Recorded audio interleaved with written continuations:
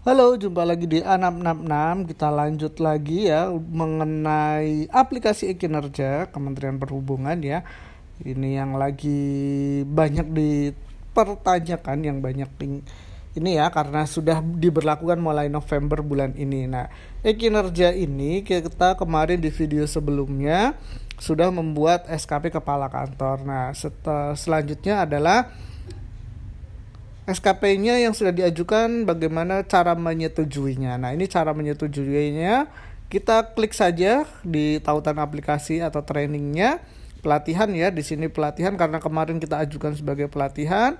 Kemudian kita akan login sebagai atasan langsungnya, karena yang harus menilai atau menyetujui SKP hanya oleh akun atasan langsung atau yang didelegasikan. Kita akan masuk ke latihan di e-kinerja sebagai pejabat penilai ya. Pejabat penilainya di sini sudah sesuai dengan yang kemarin ya. Di sini sudah ada nih persetujuan SKP. Nah, cara ini bisa dilakukan untuk sebagai atasan langsung, baik itu kepala kantor ya di kantor masing-masing, atau mungkin masih ada kepala seksi atau kepala bidang juga sama. Kemudian kita akan memilih di sini ada pengajuan. Kemudian nanti akan ada muncul daftarnya. Nah, kita kemarin di video sebelumnya untuk belajar dengan Pak Sumartono sebagai kepala kantor. Nah, di sini sudah terlihat pendekatannya kuantitatif, kemudian periodenya 1 Januari sampai 31 Desember 2023. Kemudian kita akan menyetujui, ada di menu aksi, klik tombol warna biru.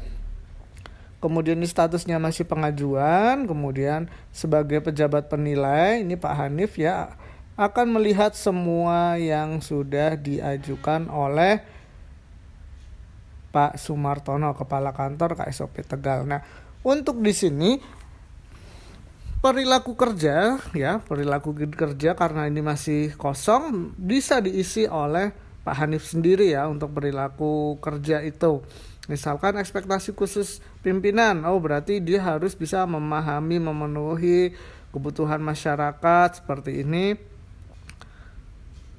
Kemudian bisa seperti ini ya, kita copy saja, misalkan ada dapat diandalkan, atau semuanya bisa kita copy, atau bisa satu saja yang sampai di sini. Menurut Pak Hanif, Pak Sumartono harus bisa memenuhi atau ekspektasinya beliau nanti Pak Sumartono bisa memahami dan memenuhi kebutuhan masyarakat, kemudian ramah ya, cekatan, solutif, dan dapat diandalkan. Seperti ini contohnya untuk berorientasi pelayanan. Kemudian untuk akuntabel, ini untuk perilaku yang akuntabel ada bisa melaksanakan tugas dengan jujur seperti ini, atau tidak menyalahgunakan kewenangan jabatan ya. Kita ambil satu saja. Nah, nanti ini bisa saja kalau pimpinan atau kepala kantor atau kepala bidang atau kepala seksi atau kepala bagian bisa ekspektasinya berbeda ya. Ini hanya contoh ya, contohnya dari sini kita untuk memudahkan. Kemudian yang kompeten ya, untuk kompeten itu berarti untuk bisa meningkatkan kompetensi diri ya, yang selalu berubah, atau selain kalau kita bukan dari contoh, mungkin bukan meningkatkan ya, yang kompeten itu. Jadi ini untuk meningkatkan kompetensi diri untuk menjawab tantangan yang selalu berubah, itu mungkin sesuai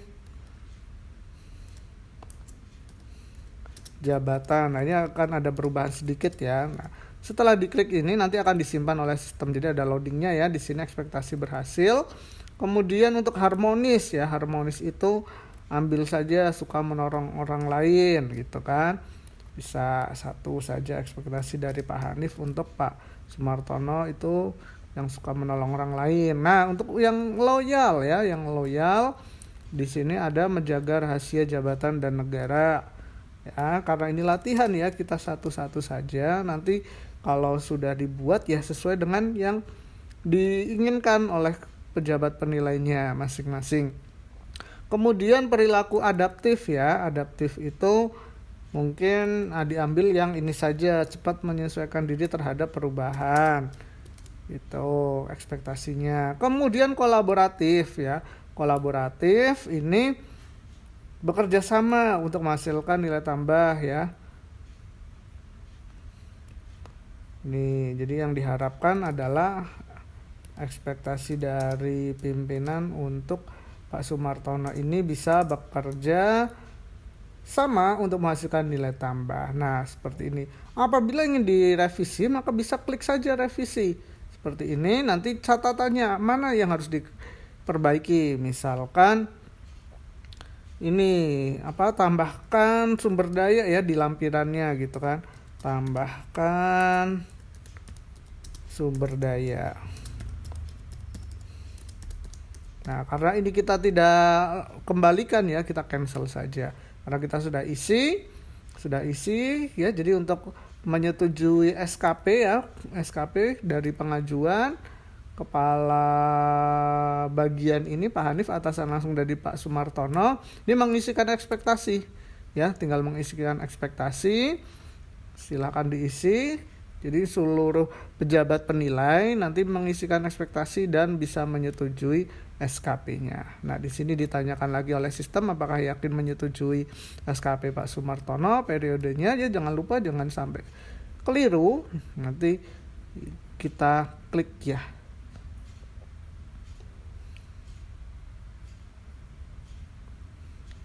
Kemudian ini loading ya, masih loading nih, muter-muter ya. Nah, ini berhasil disetujui ya. Cara menyetujui SKP gampang sekali. Seperti itu yang perlu dilakukan oleh para pejabat penilai. Nah, setelah itu, di sini sudah berkurang jadi angka 2 ya, masih ada 2. Nah, di sini Pak Sumartono statusnya sudah disetujui. Maka kita harus login untuk Pak Sumartono untuk melihatnya. Apakah benar sudah disetujui?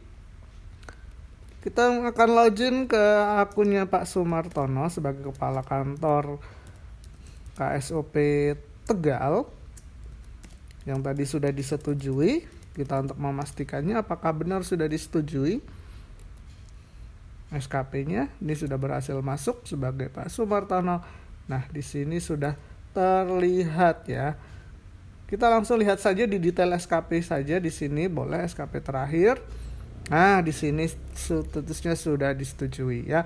Berikutnya video kita akan menambahkan MPPH, jadi matrik untuk pembagian pekerjaan ya, pembagian hasil pekerjaan ya. Contohnya membagi peran hasil kepada pegawainya, karena Pak Sumartono ini adalah kepala kantor, maka harus dibantu untuk mencapai tujuan organisasi IKK-nya dengan pegawai-pegawai di bawahnya. Oke, sekian dulu untuk video kali ini. Jangan lupa untuk like, subscribe, dan share ke teman-teman. Dan pastikan kalian harus subscribe untuk mendapatkan info video berikutnya. Oke, sekian. Terima kasih.